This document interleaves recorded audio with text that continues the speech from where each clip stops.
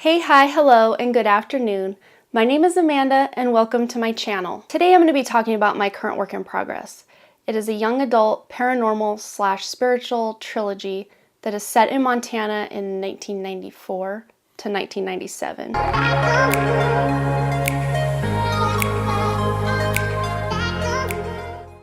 This series started out as a Sims 2 story series on the Sims 2 website way back in 2005 and ran till about 2007. It had a pretty big following at the time, and I just got a little burnout trying to get the next week's, episode out in time, and I had a lot of people emailing me, when's it going to be out? When's it going to be out? It was something that I just would, I was going to college at the time, so I would just write it and then basically put it up. No editing, no, oh, this is the rough draft, the first draft, whatever. I mean, it was rough, but people liked it, so I kept putting it out for about 2 years. The series it's becoming is a far cry from what it started out at back in 2005 to 2007. I always knew that I'd eventually turn this series into a book, but I didn't realize how long it would take me to actually do that. The years passed and I just never did anything about it. I was just always waiting for someday. And as they say, someday is not a day of the week. So because I wasn't putting it on my schedule or making it a goal of mine, it just kept getting put off and put off and put off. In 2016, about 11 years after I had my original idea, I had a spiritual awakening, which turned into a full-blown Kundalini awakening. And it was then that I realized, some days now. And with that came a pretty insistent, no-holds-barred, hilarious, passive-aggressive spirit guide named Kurt that just would not leave me alone about this book. He'd plant these ideas in my head, and I'd hear snippets of dialogue as I was taking a shower or making lunch for the kids, morning, noon, and night, and I just would rush to my phone, my notes section of my phone, and just write things down. Or in bed, I had a little journal and I would just, scrawl all these ideas as quickly as I could. And then, in the morning I would reread them and be like, what does this even say? I would eat, sleep, and breathe these books. And I was quickly learning that I needed to get some sort of system in place, or I was just going to have notes for days and no system of organization whatsoever. So, with Kurt's help, I figured out a way to kind of get my ideas on paper by category, by scene, by character, by whatever, and I'll just pull one out and show you. They're written front and back with the tiniest printing you've ever seen. And then I went ahead and broke them into book 1, book 2, and then as Nano progressed I realized book 3, she's thick.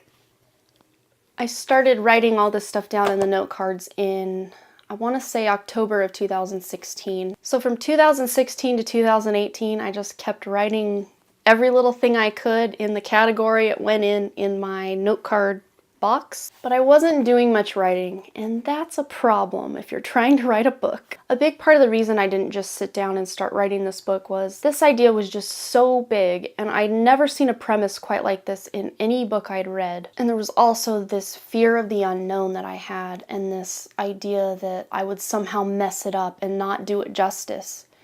And I didn't want to be a failure, so I just sat there and kept writing ideas in my note cards, which isn't considered writing a book, it's just writing on note cards. I just kept plugging away at my note cards until about September of 2018, when Kurt the Spirit Guide laid down the law, so to speak.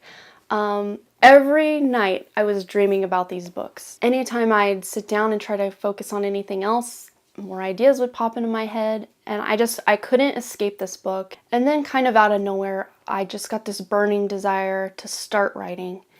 And again, this was in September of 2018. So I started, September into October, I started looking up things about NaNoWriMo and found a lot of information on YouTube. I binge watched so many NaNoWriMo vlogs, and that's how I actually discovered Authortube.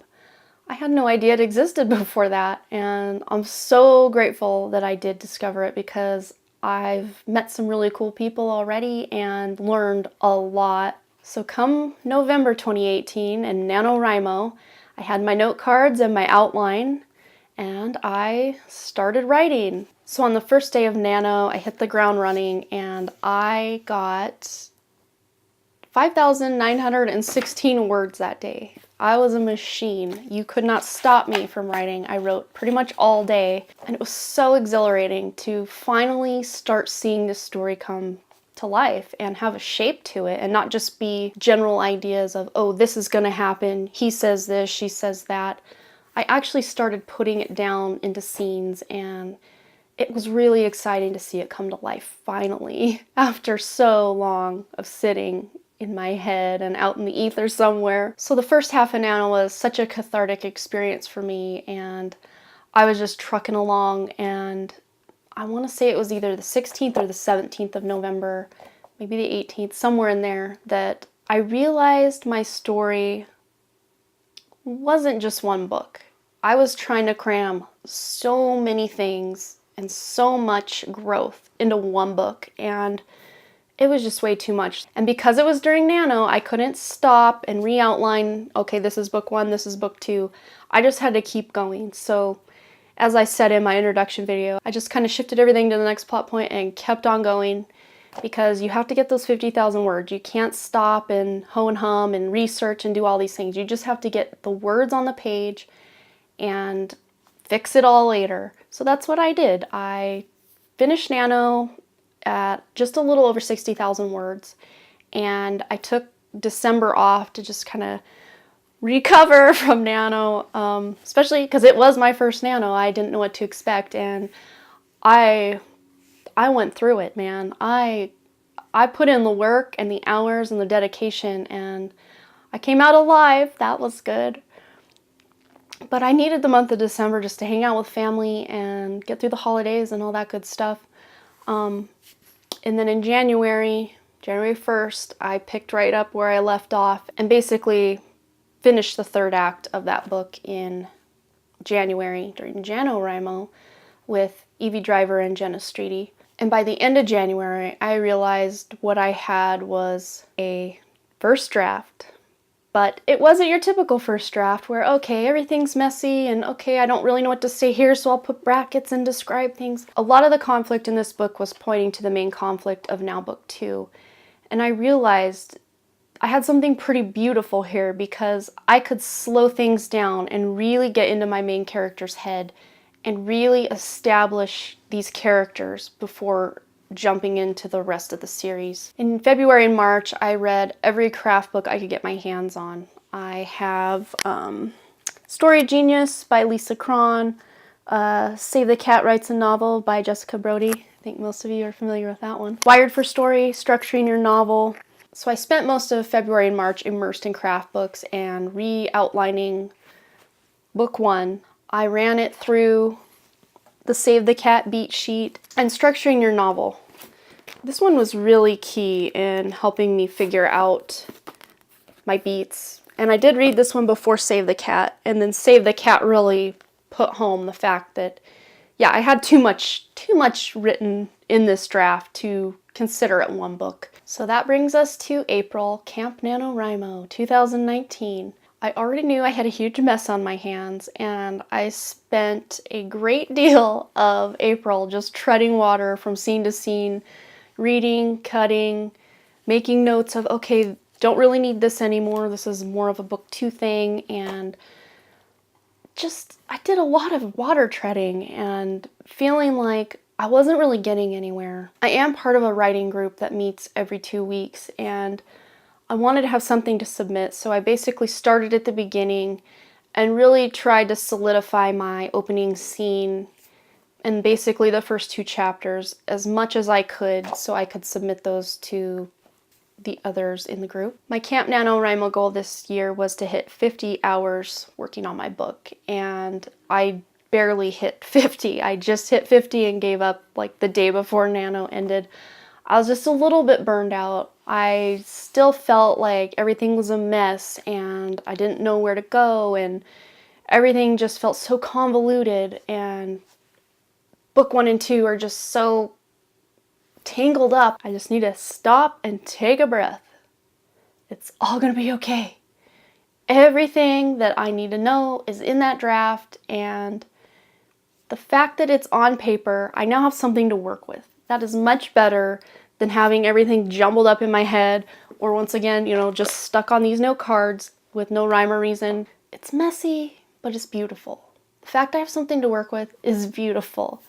And I'm just gonna try to focus on that, because if I focus on what a mess this first draft is, I'll probably stop writing.